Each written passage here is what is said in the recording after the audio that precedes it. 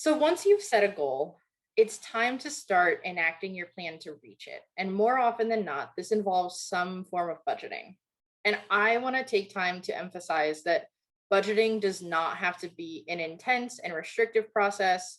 We view budgeting as something that should be illuminating and empowering. It is just a plan for your income and expenses. It's a tool to help you reach your financial goals. It doesn't have to be more complicated than that. So then how do you actually do it? How do you make a budget? We believe that budgeting includes 6 simple steps. So the first is to start by tracking your income and expenses for a month. Now, this could look different if you use a mobile app versus a spreadsheet. If you do go the route of using a mobile app to budget, you may be able to sort of skip this step or speed it up a lot, because when you connect your bank account to the budget app that you're using, it should automatically import some of your recent spending and earning data. So you don't necessarily have to go through that month of tracking. Whereas if you do go the manual route and use a sheet of paper or a spreadsheet, you will want to be a little more thorough with how you track, and make sure you stay pretty vigilant about it for a month or so. And you'll want to make sure that you note all incoming and outgoing funds. So this could include purchases made with a debit card or a credit card, cash transactions if you use cash often. I also think it's important to include money transfer apps. So things like Venmo, PayPal, Cash App. I think we can sometimes let those funds just sort of, I don't know, disappear. It's like they never even exist. But it's going to give you a better sense of how you spend if you keep track of those things as well. And tracking all of that will allow you to identify trends later and decide if you want to change any habits of yours. So then the next step is identifying those trends I just mentioned. So in what categories do you tend to spend your money? Are there areas where you spend more than others? Does that depend on the time of year or whatever else is going on in your life? For instance, right now, you may be spending less on going out than you would typically, and you may be spending more on virtual resources. So it could be virtual learning resources for your child or virtual fitness resources for yourself or your partner. Your spending habits have likely changed in the past year or so. But all that is to say, it's important that you organize your financial habits in the way that makes most sense to you. And you can always adjust this later when changes happen.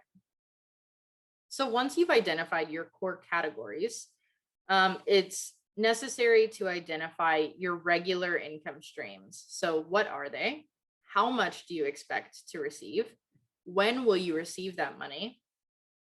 Knowing this can help you schedule out purchases that you need to make over time, and take more of a proactive approach to how you manage your money. Then the next step is to identify your regular expenses. And I find it's easier to do this by splitting them up into fixed versus variable expenses. So fixed expenses are things like a phone bill or a monthly subscription fee, where you have pretty much the same amount is charged to you on a regular basis. Others may be variable expenses, so things like groceries or clothing costs. Either way, identify the major costs you anticipate incurring in a month. Once you've identified your income and expenses, you have a better sense of your monthly cash flow, and being aware of that cash flow can help you make more informed financial decisions later on. So step 5 is to set boundaries. And I want to highlight that it's optional. So remember how before I said that budgeting doesn't have to be restrictive. If you want to make drastic financial changes, or you have a really lofty financial goal that you're working toward, it could be appropriate to budget with a more restrictive approach. And that's totally okay. It's up to you.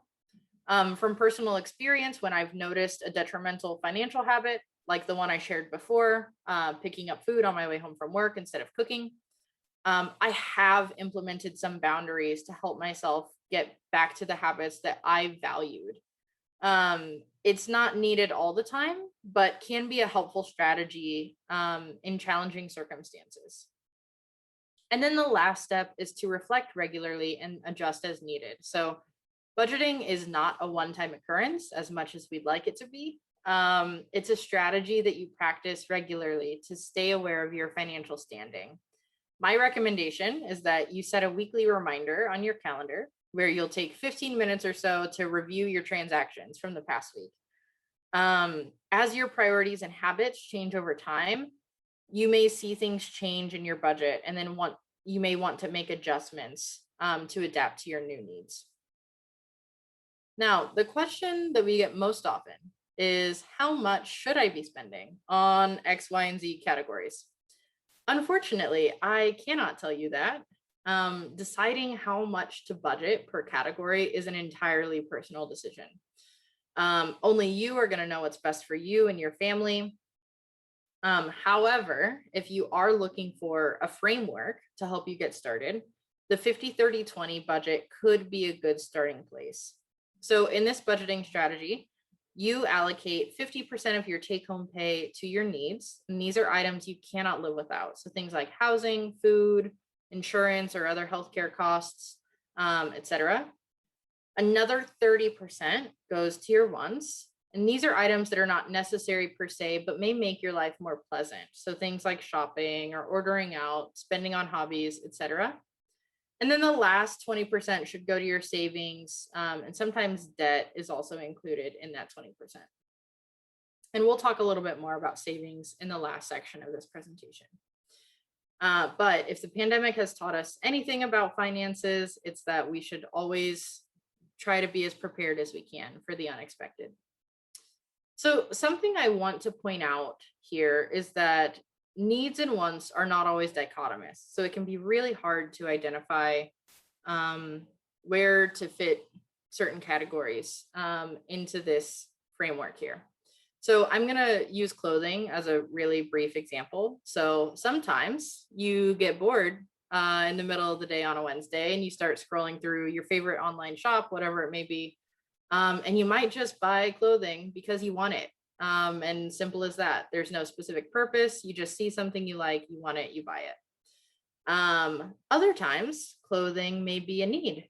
Like if you are starting a new job and you need to purchase more proper attire, or all of your kids' socks suddenly have holes in them, and you need to buy them new socks. In that case, arguably, clothing is a need instead of a want. So you get to choose what's a need and what's a want in your life. No one else gets to tell you that. So again, this all comes back to this idea that you want to create a budget that makes most sense for you and your personal spending. No one else can determine that for you. So then here's how you can get started. So follow the steps that we laid out a few minutes ago. Start by tracking your income and expenses for a month using whatever method suits your needs, whether it's a mobile app or doing it manually in a spreadsheet. And then start your budget. Plan to the extent that you want to. Doesn't have to be more complicated than that. We have listed some resources here that can help you get started.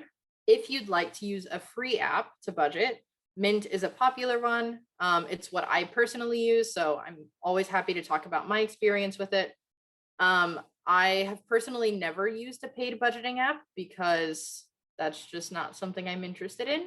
But that's me personally. So if you are interested in a more robust paid app, I've heard really great reviews of You Need a Budget.